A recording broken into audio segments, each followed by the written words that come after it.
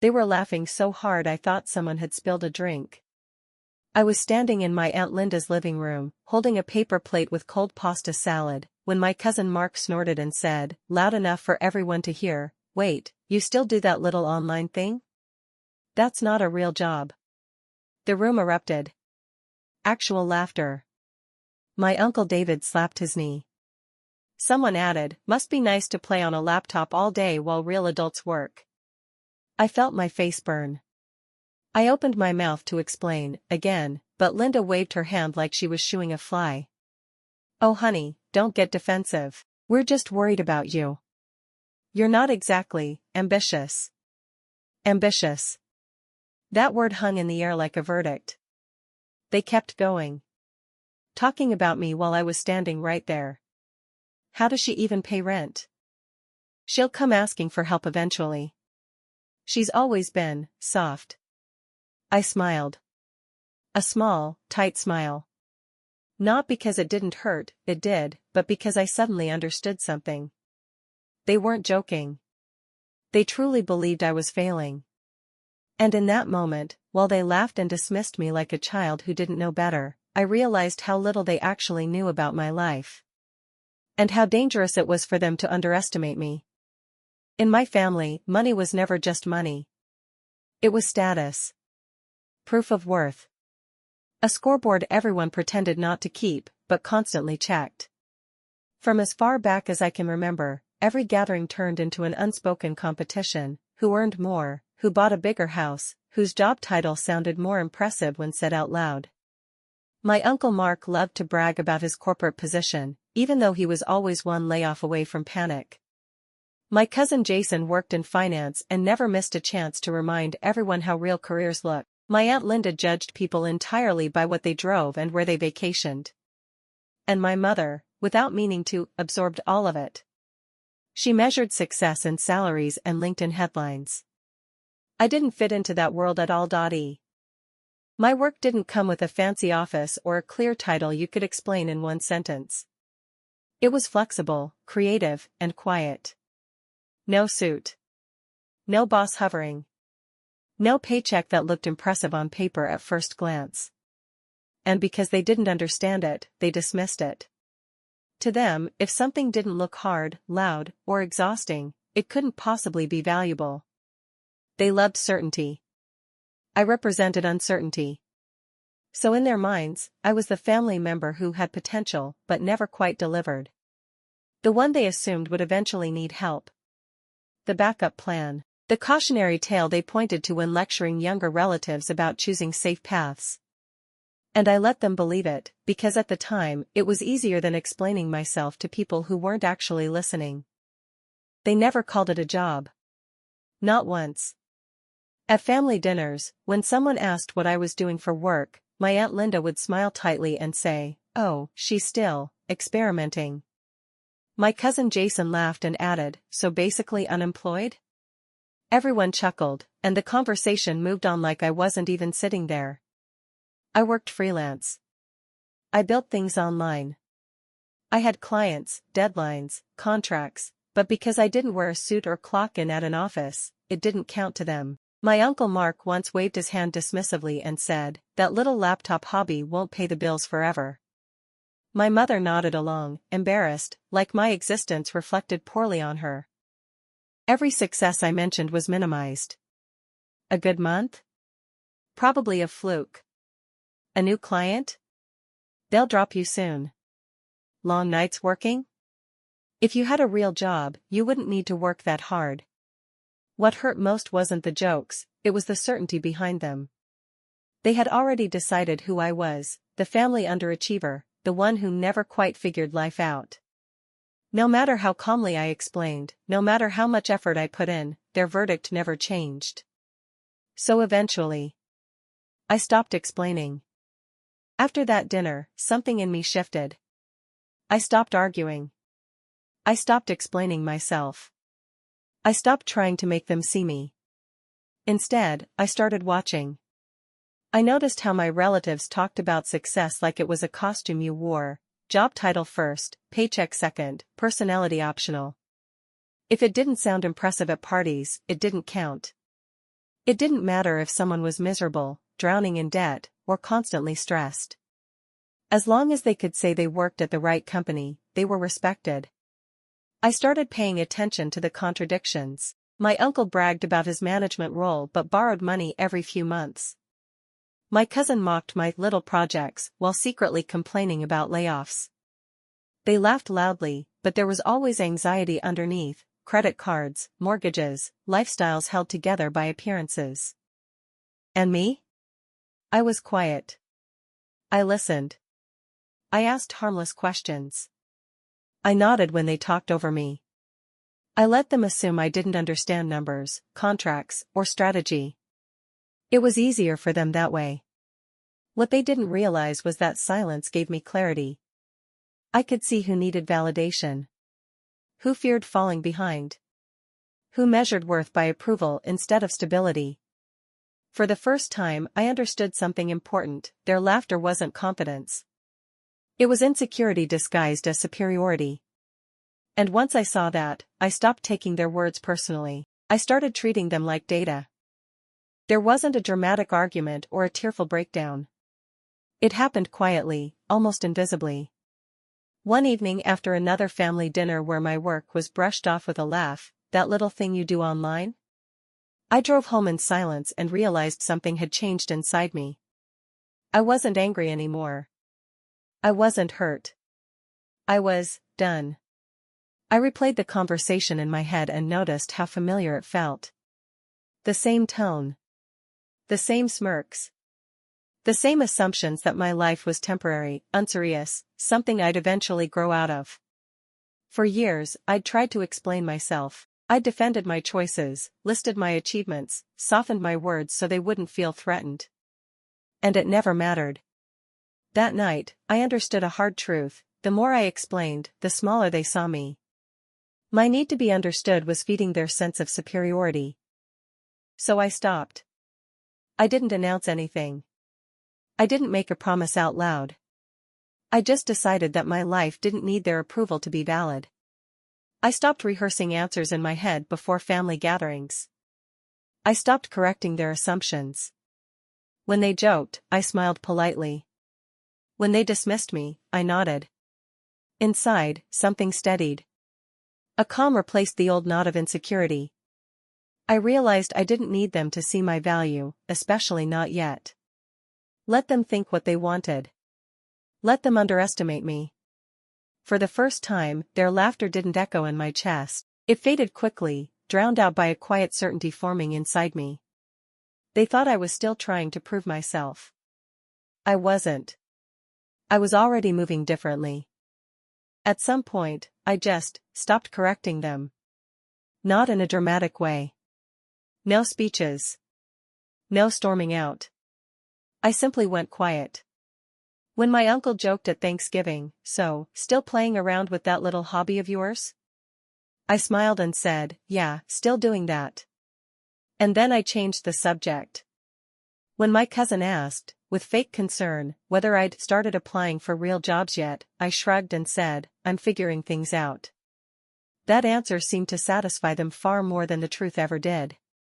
It was strange how quickly they relaxed once I stopped defending myself. It was like they needed me to stay small so they could feel comfortable. As long as I played the role of the confused, struggling relative, there was no tension. No competition. No threat. I started noticing how often they talked about me instead of to me. Decisions were made around me, assumptions stacked on top of assumptions, all based on the version of me they preferred. And I let them keep it. I let them underestimate me, misjudge me, and file me away as the family example of what not to do. Inside, though, something had shifted. I wasn't angry anymore. I wasn't trying to prove anything. I was conserving energy. Observing. Learning. Letting them believe the story they'd written for me, while quietly writing my own in the background. It felt uncomfortable at first, like swallowing my pride every time I stayed silent. But there was power in it too. The less I explained, the more invisible I became to them. And that invisibility gave me room to move in ways they never thought to watch. I didn't announce anything. I didn't post motivational quotes or hint that things were changing. I just worked. Quietly. Obsessively. While they were laughing at group dinners, I was answering emails under the table.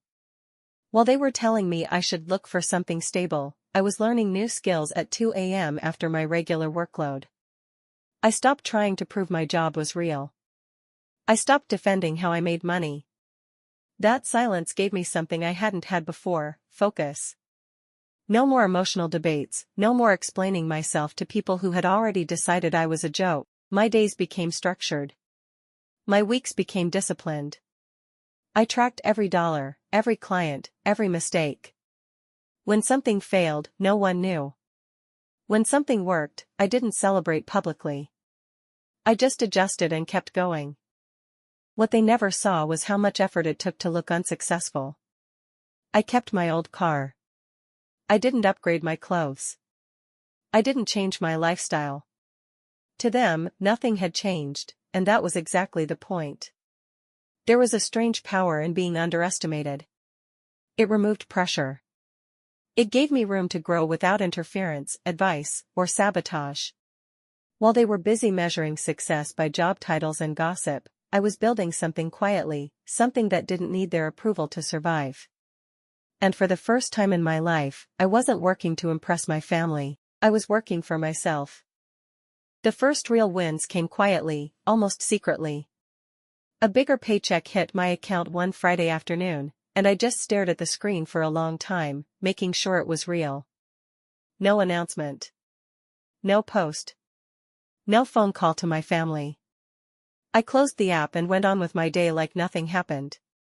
Then there was the email from a client thanking me, saying my work had saved their project and asking if I was available long-term. I read it twice, my hands shaking a little, then archived it instead of forwarding it to anyone. At a family dinner that same weekend, my uncle joked about how I'd still be playing at work in 10 years. I smiled, nodded, and passed the potatoes. I upgraded small things in my life: better groceries, a quieter apartment, a reliable car, but nothing flashy.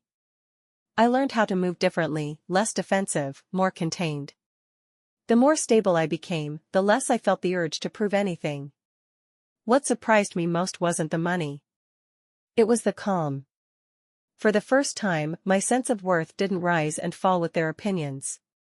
They still saw the same version of me they always had. And I let them, because I knew something they didn't. I started showing up less often. Not in a demonstrative way, just busy, can't do it, some other time. Family dinners, where I used to sit and listen to jokes about my frivolous job, suddenly became unnecessary. I realized that each evening took more from me than it gave. Energy. Confidence. Focus. I stopped sharing news. When they asked, "So, how are you doing?" I'd answer neutrally, "Fine." And that was it. No numbers, no details, no attempt to prove I wasn't wasting my time. I used to want them to see my progress. Now I don't. It's interesting how quickly people get used to your silence. At first, it embarrassed them. Then, it irritated them. And then they just stopped asking. And there was a strange freedom in that. No one discounted what they didn't know. No one laughed at what wasn't discussed. I started keeping my distance not out of resentment, but out of necessity. It was as if I'd moved my chair away from the table to finally breathe normally. And the further I got emotionally, the clearer it became: it wasn't about my work. They simply wanted to feel superior, and I no longer wanted to be a convenient accomplice. And it was precisely when I stopped seeking their approval that a sense of support emerged within me. A quiet one. My own. It didn't happen overnight. There was no lottery ticket, no unexpected contract, no applause. I simply opened my banking app one day and realized I was no longer counting the days until payday. That I could pay rent several months in advance. That I could afford a doctor, a flight, a vacation, without making excuses or borrowing. The strangest thing was that with the money came a sense of calm. Not euphoria, not a desire to prove anything to anyone, but a quiet confidence. I no longer depended on their approval, advice, or "we told you so." I stopped flinching at unexpected expenses and catching myself wondering, what if everything falls apart? For the first time, I felt like I had a foundation, both within me and in my bank account. That my work, which people had laughed at, was truly providing for me. That I could say no to a project, a conversation, a meeting, and the world wouldn't collapse. And most importantly, I didn't tell anyone about this. Not numbers, not details, not even hints. Because I realized that true stability doesn't need witnesses. It simply exists. And this feeling was worth more than any words I tried so hard to prove to them. Everything changed, not because of me, because of them. It was an ordinary evening when my phone started ringing off the hook with messages from the family chat. At first, I didn't answer it. Then I saw the words, "Urgent, we need help, this is serious."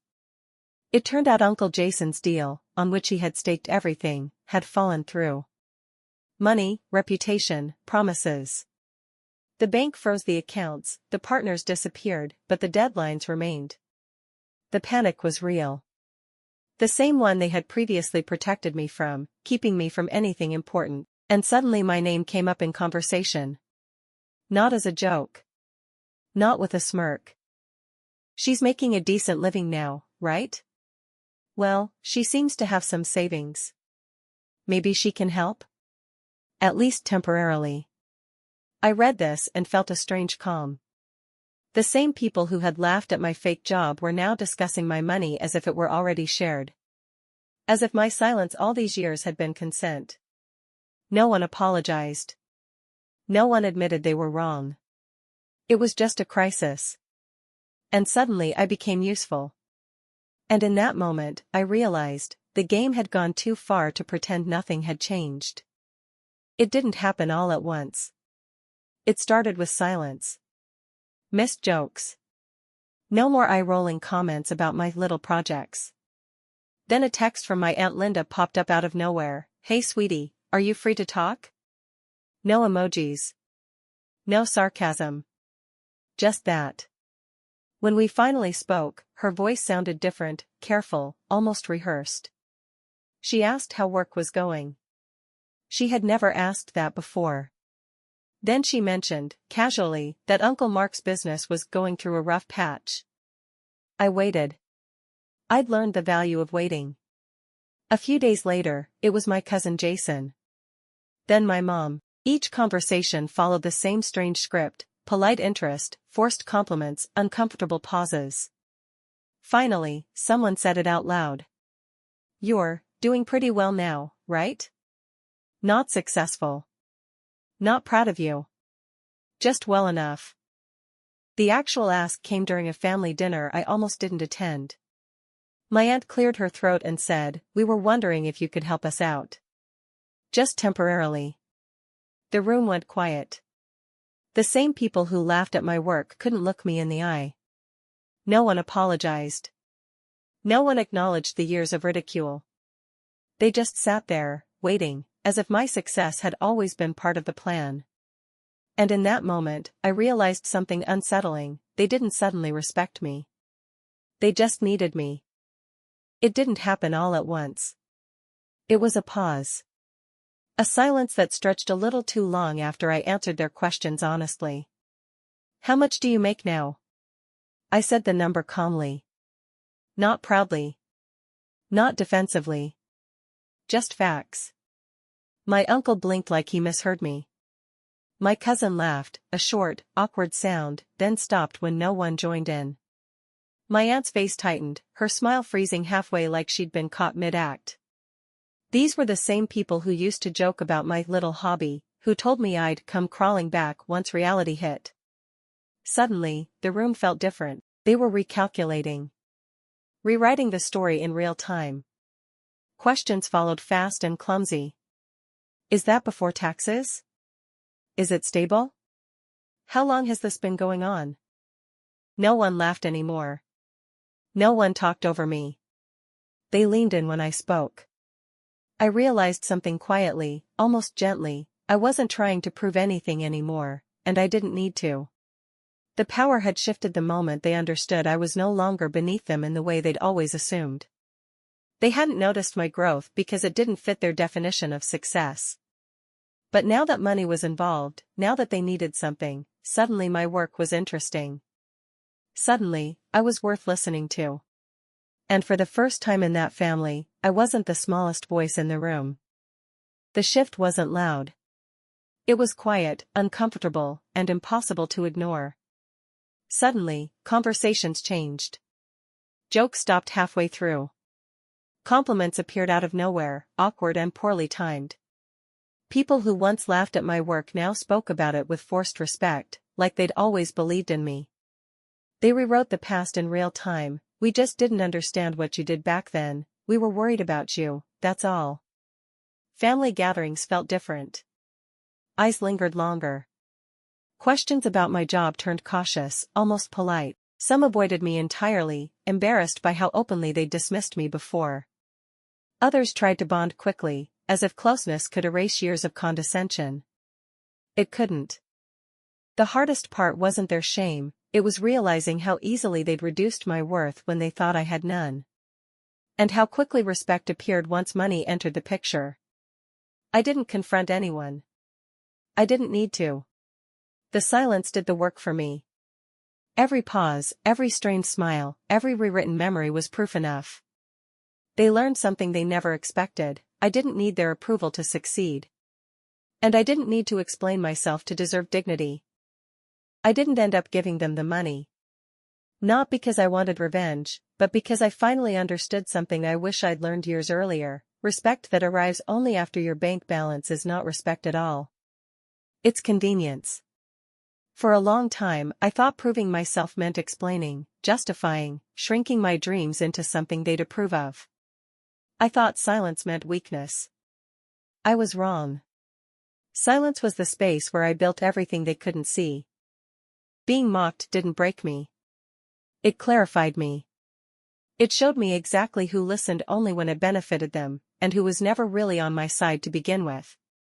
Money didn't change me, it revealed them. If you're reading this and your family laughs at your path, your job, your pace, let them. You don't owe anyone a performance of struggle or success. Build quietly. Protect your boundaries early.